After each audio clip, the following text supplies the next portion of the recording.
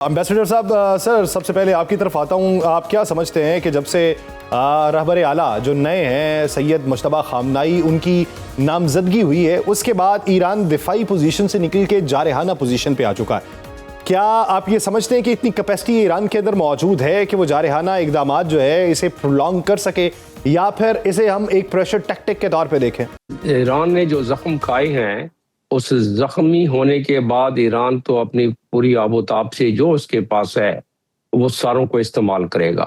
और ये यकीनन उनके पास जो मिसाइल का जखीरा है वो उसकी तखमीने मुख्तलिफ आ रहे हैं। कोई 80,000 कहता है, कोई उससे मीडियम रेंज की अलहदा तादाद है, शॉर्ट रेंज की अलहदा तादाद है, लॉन्ग रेंज की अलहदा तादाद है। इसी तरह ड्रोन्स उसके बेबहा हैं। तो तमाम चीज़ें उनके पास इतना ना होता तो वो किस तरह कहते हैं। पाकिस्तान इनकलाब क्या कह रहे हैं? वो कह रहे हैं कि अगर हमारे लिए अमन नहीं तो पूरी दुनिया के लिए अमन नहीं। और कह दिया कि स्टेट ऑफ हॉर्मुज़ को हम खोलने नहीं देंगे। और वहां से डोनाल्ड ट्रंप की धमकी आई है कि हम इसको जल्दी जंग को खत्म कर सकते हैं। तो उनका कि नहीं, जंग तो अब ईरान खत्म करेगा। इसका मतलब यह है कि मामलात में जो नए रहबर आए हैं उनके बाद, क्योंकि उनके वालिद को कत्ल किया गया, शहीद किया गया, तो उसके बाद जाहिर है वो जो पूरी कौम में हिद्दत है, जो शिद्दत है, जो खून गर्म है, तो उसकी अक्कासी उन्होंने कर दी। कुछ मिसाइलों पर उन्होंने लिखा हुआ था, मुबारकबाद का लिखा हुआ था नए रहबर का, और मिसाइल बड़े बड़े उनको रंग करके उन्होंने रखे हुए थे। और वही शायद वो दागा है उन्होंने पिछले 2-3 दिनों में। तो ये इसकी सूरत हाल है। लेकिन ये जो दोनों तरफ से चल रहा है, क्योंकि जो बड़ी मुतज़लज़ल किस्म के बयानात आ रहे हैं डोनाल्ड ट्रंप के तरफ से। कभी वो कहते हैं कि 5 हफ्ते तक जंग जारी रख सकते हैं हम, और कभी कहते हैं कि नहीं बस जंग का खात्मा होने वाला है। कभी कहते हैं कि स्टेट ऑफ हॉर्मुज़ नहीं खोला तो मैं 20 गुना ज्यादा शिद्दत से हमला करने वाला हूँ आजकल में। और फिर इसी तरह उनके मिनिस्टर ऑफ डिफेंस कहते हैं कि अपने लोगों को अश्योर करा रहे हैं, उनकी आवाम को अमेरिका की, कि ये जंग जो है कोई एंडलेस जंग नहीं है।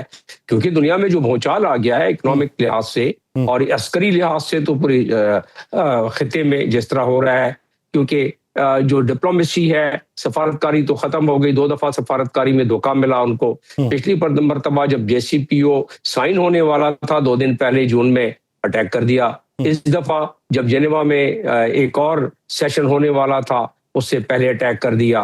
तो इसलिए उनके लारिजानी साहब ने कह दिया है कि अब तो डिप्लोमेसी के चांसेस तकरीबन खत्म ही हो गए हैं। तो लिहाजा इसका मतलब है जंग के चांसेस अभी जारी हैं। तो अब दोनों के नैरेटिव बड़े सख्त हैं।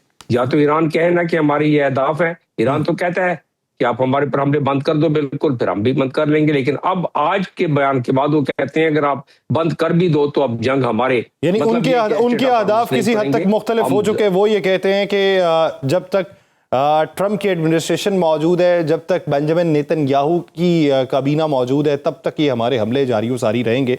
लेकिन इसमें अमलन इक़दामात किस हद तक हो सकते हैं, ये देखने की ज़रूरत है। जमील साहब, सर आप क्या समझते हैं कि इब्तदाई तौर पे जो हमला हुआ था, उस हमले में आयतुल्लाह अली खामनाई तो टारगेट हुए ही, लेकिन वो जो स्कूल की बच्चियां टारगेट हुई थी, तो जवाबी हमले में उसका भी एग्रेशन दिखाई दिया था ईरान की तरफ से। फिर जवाबी हमले दर हमले जारी रहे, फिर किसी हद तक हमें मंजरनामा मध्यम होता दिखाई दिया। लेकिन अभी एक हालिया वाक़या डीसैलिनेशन प्लांट के ऊपर हमला करने का, उसके बाद अग्रेशन और बढ़ चुका है ईरान का। अब ये डीसैलिनेशन प्लांट के ऊपर हमला करने का जवाब अमेरिका के पास या इजराइल के पास क्या होगा, और इसकी जवाबी हिकमत अमली किस हद तक अग्रेसिव देखते हैं?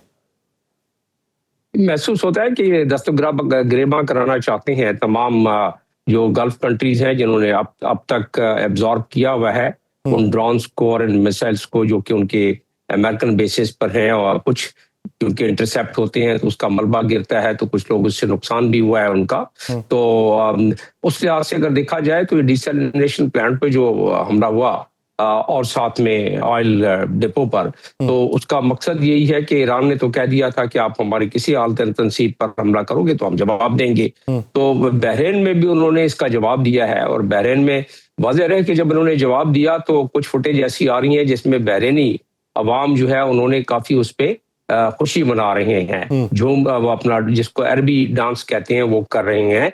और ये भी वाज़ेह है कि बहरीन में जो अहले तशरीह हजरात हैं वहाँ वो तकरीबन 55 से 70% तक हैं। तो उस लिहाज से खैर डिसैलिनेशन प्लांट का अगर ये सिलसिला चल निकला तो ये पूरे गल्फ में एक भूचाल सा आ जाएगा, क्योंकि वो पानी अगर उनको पीने का नहीं मिलेगा तो मुश्किल में आ जाएंगे। तो ये और ईरान ने बड़े वाज़े अल्फाज में कह दिया था, पूरी दुनिया को बता दिया था कि अगर हमारे ऑयल तनसीबात नहीं रहेंगे तो दुनिया को एक कतरा भी ऑयल नहीं मिलेगा। तो अभी यही है कि मैं ख्याल साइकिल, लेकिन जो इसमें इसके पीछे जो साजिश नजर आती है, कंस्पिरेसी नजर आती है कि ये इनको दस्तों गरेबा कराना चाहते हैं ईरान को बाकी तमाम ममालिक से भी, क्योंकि दिल में सारे तमाम ममालिक को ये पता है कि उनकी टेरिटोरियल इंटेग्रिटी और सॉवरेनिटी का अगर जहां तक मामला है उसको अगर तराजू पे तोला जाए इंटरनेशनल लीगल फ्रेमवर्क में, तो वो उनकी इंटेग्रिटी और सॉवरेनिटी उस वक्त आती है। उसे इंटेग्रिटी और सॉवरेनिटी से मेरी मुराद ये है कि अक़वाम मुत्तहिदा के चार्टर के आर्टिकल 2 और सब आर्टिकल 4 के तहत अगर उसकी वायलेशन हुई है तब वो जवाब दे सकते हैं आर्टिकल 51 के तहत अक़वाम मुत्तहिदा के चार्टर की।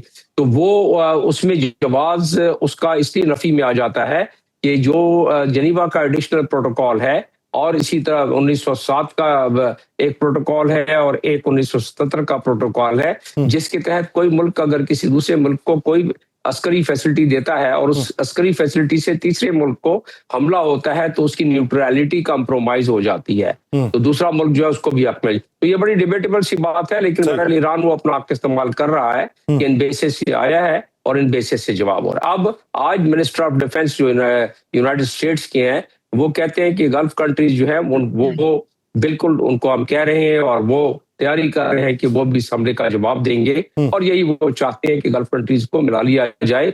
और फिर इसके बाद इससे दूसरी जो इसकी लेयर है, जो कि गहराई वाली लेयर है, वो ये है कि वो जिस तरह ये तबाही और बर्बादी वहां फैलेगी उस तरीके से इजराइल के लिए काम आसान हो जाएगा, ये आपस में कमजोर हो जाएंगे माली तौर पर भी, अस्करी तौर पर भी। और उसके जो अहदाफ हैं ग्रेटर इजराइल के हवाले से, वो अहदाफ जो हैं वो मुस्तकबिल की तरफ बढ़ते रहेंगे। डॉक्टर साहब, आपको मालूम होगा कि रेसलिंग में जब एक ऐसा मौका आता है कि आपकी सांस उखड़ने लगे या आपको अपनी किसी हड्डी के टूट जाने का खदशा हो तो आप टैपिंग करते हैं।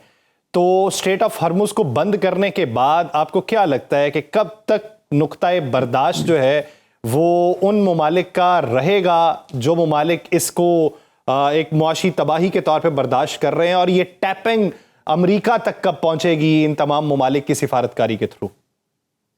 उन्हें पहुंचना शुरू हो गई ना, इसलिए तो डोनाल्ड ट्रंप ने कहा है कि हम 20 गुना ज्यादा ताकत से हम अब हमला करेंगे अगर स्टेट ऑफ हॉर्मुज़ बंद किया ईरान ने तो, और वो ऐसी ताकत इस्तेमाल करेंगे कि ईरान ने सोचा भी नहीं होगा। तो यकीनन उनके पास जो इस वक्त उनकी अस्करी कुव्वत है इस पूरे इलाके में, वो इससे पहले न गल्फ वार में भी इतनी नहीं देखी गई है। लेकिन उसके बरक्स आप देखें तो ताजुब की बात यह है, और आदमी यकीनन इस पर अस्करी माहिरीन हमारे ब्रिगेड साहब ज्यादा बेहतर तरीके से डाल सकते हैं रोशनी, की वो ईरान के ने जो अर्ली वार्निंग सिस्टम को $1.5 बिलियन का कतर में तबाह किया है, तो खैर चले वो $1.5 बिलियन तो कहीं से फिर वो अमेरिका पैदा कर ही लेगा, हालांकि वो इस वक्त काफी डेट में जा रहा है, 37 ट्रिलियन का डेट है उस पर। लेकिन बहरहाल उससे कतई नजर ये है कि वो तो अर्ली वार्निंग का था, तो उसके बगैर, और फिर उसके बाद जो यूएई में अबू धाबी में तबाह किया उन्होंने थर्ड फायर कंट्रोल रडार, वो भी तकरीबन $1.25 बिलियन 1.5 बिलियन का था। तो उससे कतई नजर कि उसकी क्या कीमत थी, तो उनकी जो वो इंटीग्रेटेड कैपेसिटी जो कि इंटरसेप्शन की थी वो कम हुई, जिसकी वजह से एक एज मिला मिसाइल्स को। इसी तरीके से बाकी जो उन्होंने एक बैटरी तबाह की अबू धाबी में, और जो रिपोर्ट आ रही है उसमें 650 के करीब इंटरसेप्टर्स उसमें थे जो कि डिस्ट्रॉय थॉट के। अब वो जो मैंने फिर इससे कनेक्ट किया कि व्हाइट हाउस में जो 3 दिन 4 दिन कबल डोनाल्ड ट्रंप ने एक मीटिंग बुलाई जो मैन्युफैक्चरर्स की, पहले इससे कभी तारीख में मुझे तो नजर नहीं आई कि मैन्युफैक्चरर्स जो असलाह के मैन्युफैक्चरर्स हैं उनकी मीटिंग बुला के उनको कहते हैं कि बस उसको 4 गुना और 6 गुना ज्यादा इसको तेजी से अब वो करो, जबकि थॉट्स वगैरह जो है पूरे साल में तो 15, 20, 25 से ज्यादा बन नहीं सकते हैं जो कैपेसिटी है, तो ये तो साल उसको स्टॉक पर। तो कहने का मकसद ये है कि जिस तरीके से फायर हुए हैं, एक तखमीना ये भी है और उसके कुछ रिकॉर्ड मिल भी रहे हैं नेट पर कि तकरीबन 150 के करीब ये थर्ड मिसाइल इस्तेमाल हुए थे पिछले जून में, और इस मरतबा उससे ज्यादा अब तक हो चुके हैं। तो इसलिए वो जो नुकसान है बिलियन डॉलर्स का वो बहुत ज्यादा है और टैपिंग जो है वो हुई है और उसकी हिद्दत और शिद्दत जो है वो अमेरिका के अंदर महसूस की जा रही है।